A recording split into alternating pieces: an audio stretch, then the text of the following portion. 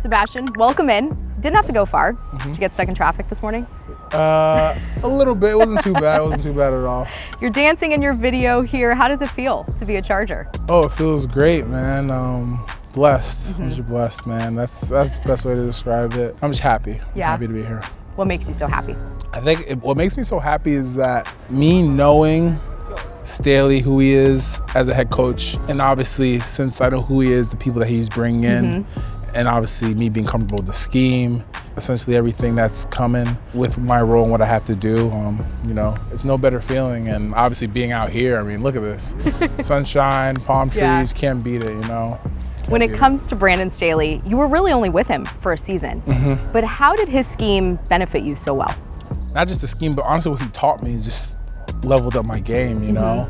The way he looks at football, the way he's taught me how to read offensive formations and look at certain tips and tricks and stuff like that, that I honestly never really known.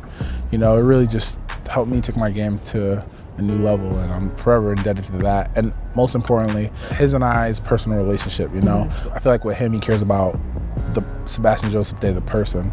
And that's kind of who Coach Staley is, and that's number one, being able to connect with your players. Khalil Mack talked about that too. Yeah. The time that he spent with him in Chicago, obviously a big factor coming out here with the trade and feeling more comfortable with that. Yeah. When it comes to that relationship, where did that start between you guys, and just how do you see it growing now that you're back together? Yeah, so it was so funny. I talked about a little bit about it in the press conference. So I remember like the first time I met him, I just shook his hand. I think we were like in the meal room, and he was like, "Hey, I'm Sebastian Joe." He's like, "Oh, I know who you are." He knows everyone. Like, I know who you are, man. He's like, "I watch your tape, man. Like, I think you're gonna be you're gonna be one hell of a player. You know, a lot of people don't know about you yet, but they're gonna know about you soon."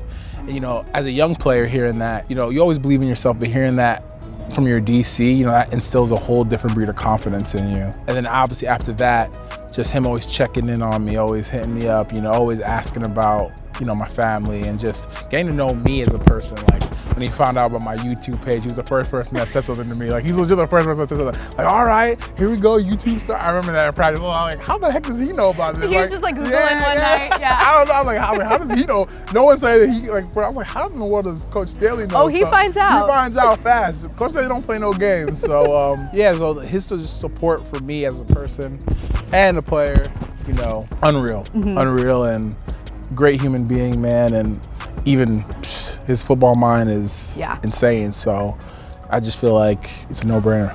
When it comes to your game, what's the biggest thing you pride yourself on? My biggest thing I pride myself on, just being gritty and just getting the job done. Bringing my lunch pail, my hard hat, and just working hard each and every day and just getting the job done. Blue-collar guy. Blue-collar guy, just getting it done, man, and just being tough. What are your impressions of this defense? Oh, I mean, the impressions are pretty sweet right now. I mean, I'm not trying to be braggadocious or anything, but, you know, obviously, you know, have amazing player like Joey Bosa, Khalil Mack on the opposite side. We just added AJ. We have Derwin James in the back, added J.C., Asante Samuel, and obviously there's more guys that I'm probably not naming that I should be naming, but it's unreal. Let's talk about your off-the-field work, because you do a lot. Yeah. Why is giving back to the community so important to you? So the community is in essence me, you know, in essence us. It might sound cliche, but you're only as strong as the person that's, you know, suffering really bad. Our community is also our future. You know, our youth's our future, and it's always been something that I've always been raised on. My parents, you know, are both from Haiti. They kind of just raised me that way, to always use my blessings to be a blessing and never kind of forget where I came from, you know? We got Dine and Bash, we got a podcast that you host with Mike Tyson. Yeah. You're gritty, but you like putting yourself out there. Yeah, so like, it's funny, so the podcast with Dine and Bash was more so to highlight local businesses that obviously through the pandemic were obviously, you know, going through tough times, and just give them, you know, give people their stories and help them connect with them in a deeper level, because you know, it's one thing to eat there, but it's also even better to know who they are. Hotboxing with Mike Tyson is definitely more of a fun thing that I kind of just do, that, you know, it's worked out. But I think it's just more so me kind of like not transitioning, but also working on my future, you know? And that was the biggest thing, being out here, being able to obviously continue my charity work and also work, because I can't be blind to the fact that, you know, unfortunately football always comes to an end. Well, and it's a great place. You can take advantage of it. Exactly.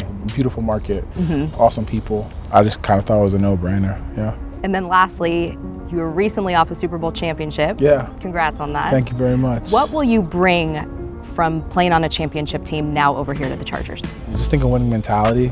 I hate losing. You know, I can't be comfortable with that. So I think that, and obviously just, like I said, that lunch pail and hard hat mentality. You don't win on Sunday. You win Monday with everything you do, from Monday to Sunday, honestly, up until the game. You even prepare because the way I am, I'm preparing up until game time. Yeah, no, legit. Like, I'm in my locker still reading my book.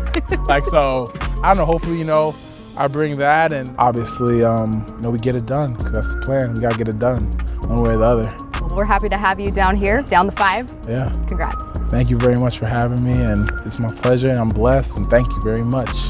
If you want to see more content like this, check out the link right here.